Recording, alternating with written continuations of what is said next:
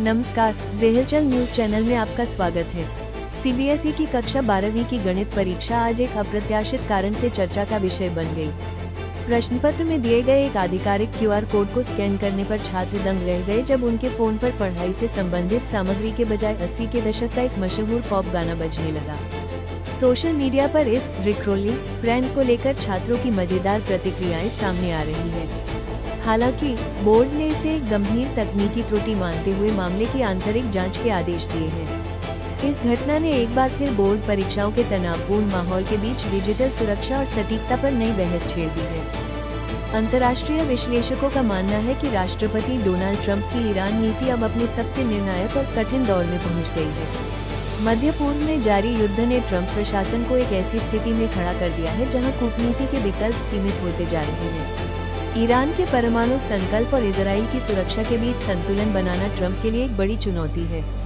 आने वाले कुछ दिन ये तय करेंगे कि अमेरिका इस संघर्ष में सीधे हस्तक्षेप करेगा या कड़े आर्थिक और रणनीतिक दबाव के जरिए ईरान को पीछे हटने पर मजबूर करेगा। ईरान के साथ जारी भीषण युद्ध के बीच इजराइल ने अपनी आंतरिक सुरक्षा रणनीति में बड़ा बदलाव किया है। राष्ट्रीय सुरक्षा मंत्री इतामार बेन गवीर ने यरूशलेम के 3 लाख नागरिकों को सशस्त्र करने की योजना को मंजूरी दी है। गन लाइसेंस की प्रक्रिया को आसान बनाकर सरकार संवेदनशील इलाकों में रहने वाले आम लोगों को हथियार मुहैया करा रही है। इजरायल सरकार का मानना है कि युद्ध के इस दौर में नागरिकों का आत्मरक्षा के लिए तैयार रहना अनिवार्य है। हालांकि इस फैसले ने अंतर्राष्ट्रीय स्तर पर नागरिक सुरक्षा और संभावित हिंसा को लेकर नई बहस छेड़ दी है। ईरान इजरायल युद्ध के वैश्विक असर ने अब मुंबई की रसोई तक अपनी पहुंच बना ली है।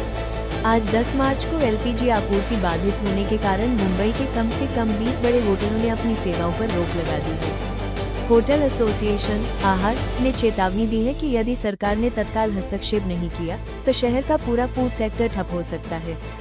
कच्चे तेल के साथ साथ गैस की कीमतों में आई उछाल ने मध्यम वर्गीय परिवारों और व्यापारियों के सामने एक गंभीर आर्थिक चुनौती पेश कर दी है। रिलायंस ग्रुप के चेयरमैन अनिल अंबानी की मुश्किलें एक बार फिर बढ़ गई है।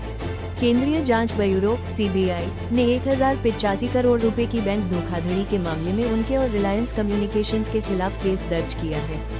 आईडीबीआई बैंक की शिकायत पर हुई इस कार्रवाई के तहत मुंबई और दिल्ली में छापेमारी भी की गई है। कंपनी पर बैंकों से लिए गए लोन के फंड को अन्यत्र ट्रांसफर करने और आपराधिक साजिश रचने के गंभीर आरोप हैं।